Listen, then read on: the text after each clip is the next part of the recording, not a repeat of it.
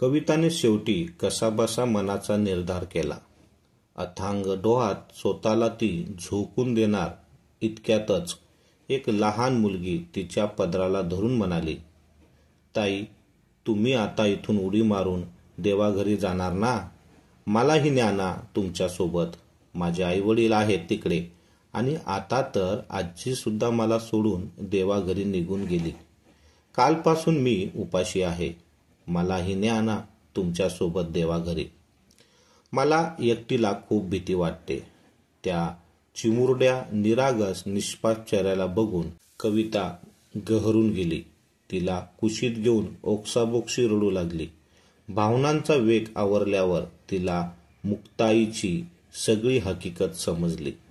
मुक्ताईच्या जन्माच्या वेळी तिचे वडील अचानक वारले आणि काही दिवसातच आई सुद्धा हाय खाऊन निघून गेली. अशी अपशकुनी पोर म्हणून तिला कोणी स्वीकारायला तयार नव्हते. शेवटी तिच्या आजीने तिला सांभाळले आणि 2 दिवसापूर्वी आजीला सुद्धा देव आपल्याकडे घेऊन गेला.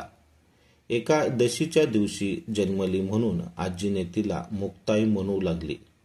नवरीच्या वेशातील कविता आणि तिच्या कुशीत निजलेली मुक्ताई दोघेही देवळाच्या पायरीवर बसून होत्या. त्या निरागस जीवाकडे बघून कविताला आपलं दुःख लहान वाटू लागलं. किती हौसेने तिच्या आईने आणि बाबांनी तिचं नाव कविता ठेवलं. तिच्या रूपाने घरात लक्ष्मी चालत आली होती म्हणून सगळेच आनंदी होते.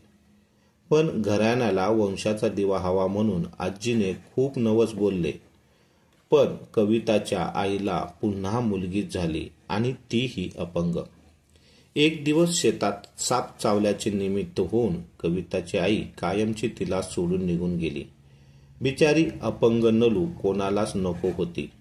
कविताला नेहमी मनूची काळजी यायची.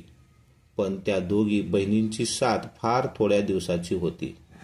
काही दिवसातच कविताच्या बाबांनी आजीच्या माहेरच्या नातलगाच्या राणीशी लग्न केलं.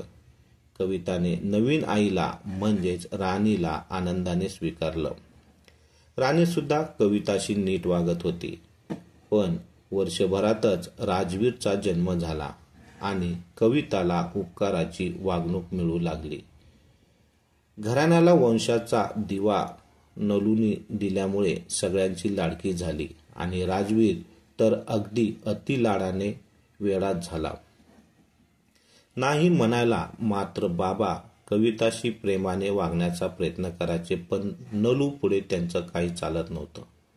पण कविताची शिकण्याची आवड बघून तिला गुपचूप पुस्तकं नेऊन द्यायचे. शेजारचा अजय कविताला खूप जपायचा. तो कॉलेजचा अभ्यास सांभाळून कविताचा अभ्यास घ्यायचा. त्यामुळे कविताला खूप प्रबलक झाली होती. तिचे विचार अधिक स्मृत होत चालले होते. दोघांनीही एकमेकाच्या हृदयात जागा मिळायला सुरुवात केली होती. कविताच्या जीवनात अजय आनंद भरू लागला होता. त्या हळूवार प्रेमद सहवासात कविताला अगदी हवाहवासा वाटे. पण दोघांमधला प्रेम बंद रूढ होण्याऐवजी नलूने तिच्या जवळच्या नात्यातल्या श्रीमंत अशा दिलीपशी कविताचं लग्न ठरवलं. दिलीप बीजद्वार होता. वयाने मोठा होता, पण कविताला भावनेत अडकून नलूने कुठलाही कल्पना न देता अजय बाहेरगावी गेल्यावर हे पाहून पटकन लग्न उरकून टाकले. त्याचीही घरची परिस्थिती फार हलाखाची होती. अतिलाडाने बिघडलेला राजवीरने थोडी बहुत असलेली संपत्ती वडिलांना धाक दाखवून स्वतःच्या नावे करून घेतली आणि एक दिवस घरातले सगळे पैसे घेऊन पळ काढला होता. त्यानंतर त्याचा काहीच पत्ता लागला नव्हता. आई बाबा आणि कविता कसेबसे जीवन काढत होते.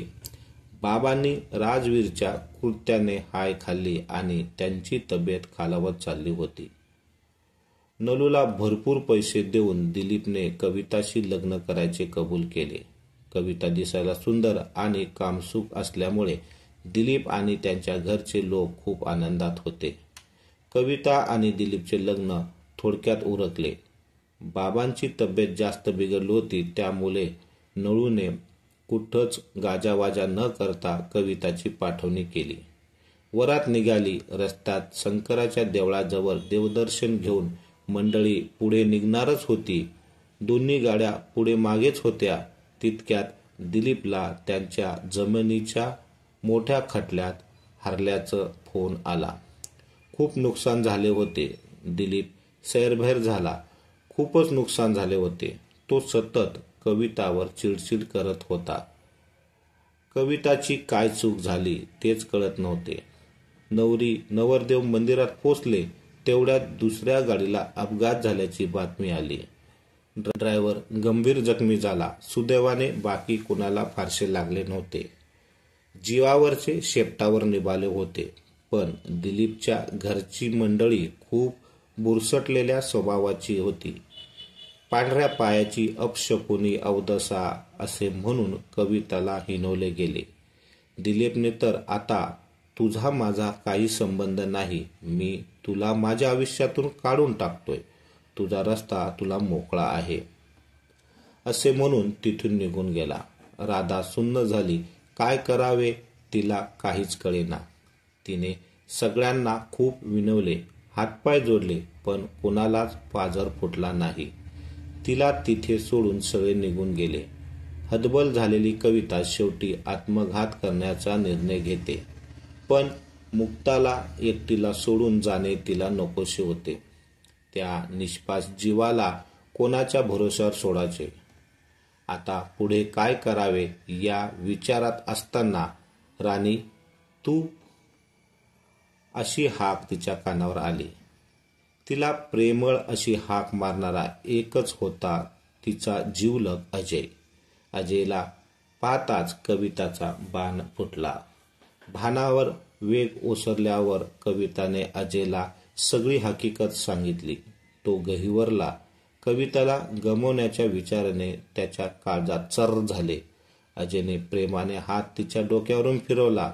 झाल्या प्रकरणात कविताची काही चूक नाही आणि तरीही असा आत्मघाती निर्णय घेण्याचा विचार केल्याबद्दल अजयने तिला प्रेमाने समजवले आणि पुन्हा काहीही झालं तरी असं करणार नाही याचं वचनही तिच्याकडून घेतलं.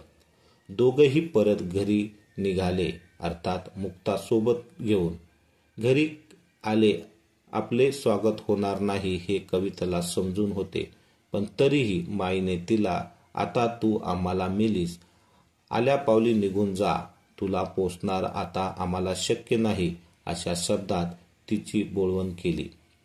पण कुठूर आणि काही कसे जाणे. पण बाबा धडपडत उठले. माझी मुलगी कुठे जाणार नाही, ती इथेच राहील, अशा रागात माईला समज दिली. राणी काही इतक्या हार मानणारी नव्हती. तिने नवीन पवित्रा घेतला. या घरात तर एक कविता राहील किंवा मी, अशी धमकी दिली. पण यावेळी मात्र बाबा आपल्या निर्णयावर ठाम राहिले. कविता इथेच राहणार, तुला कुठे जायचंय तिथे जा, तू मोकळी आहेस. आजपर्यंत तुझं ऐकून मी माझ्या पोटच्या गोळ्याशी किती वाईट वागलो. देव मला त्याची शिक्षा देतच आहे. आता तरी मला प्रायश्चित करू दे, असे म्हणून कविताला जवळ घेतले. कवितासोबत काहीतरी भयंकर घडल्याची जाणीव बाबांना झाली होती. आता मात्र नाईलाज झाला. रागाने पाय आपटत आपटत ती आत जाऊ लागली. तितक्यात तिची नजर कोपऱ्यात उभा असलेल्या मुक्तावर पडली. कविताने मुक्ताला आत झोपवले आणि बाबा आणि माहीला सगळी हकीकत सांगितली. म्हणजे आता ही अवदसा आपल्यासोबत राहणार. खायला काळ, भुईला भार, आपल्यालाच खाण्याचे वांदे आहेत. आता ह्या पोरीला कुठून खायला घालायचे.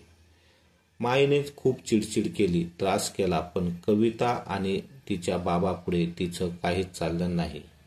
दात पोटात दाबत खात ती गप्प बसली. अजयच्या मदतीने कविताने जवळच एका शाळेत सेवेकरीची नोकरी मिळवली. शिक्षण पूर्ण न झाल्यामुळे कविताला नोकरी मिळणे अवघड होते. म्हणून मिळेल ती नोकरी करायला तिने ठाम ठरवलं. माई, बाबा आणि आता मुक्ताची सुद्धा जबाबदारी तिचीच होती. संध्याकाळी 3 घरी स्वयंपाकाचे काम सुद्धा तिने सुरू करू लागले. कविताच्या स्वभावामुळे लवकरच ती सगळ्यांची आवडती झाली. मुक्ता सुद्धा आता शाळेत जाऊ लागली. अचानक एक दिवस एका शिक्षकाची तब्येत बिघडली. थोड्या दिवसासाठी नवीन शिक्षिका येण्याऐवजी कविताला विचारण्यात आले.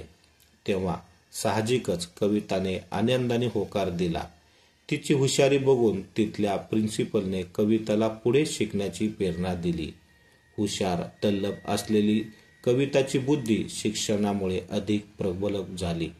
कविताच्या परिश्रमाने आणि सत्यशील वृत्तीमुळे आता घरची परिस्थिती सुद्धा सुधारली होती. माई सुद्धा आता बदलली होती.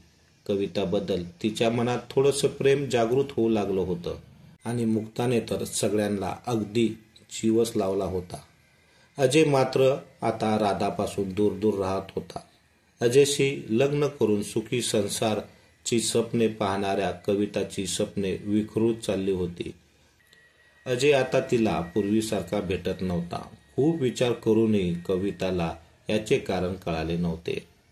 कविताची मैत्रीण निर्मला माहेरी आली होती.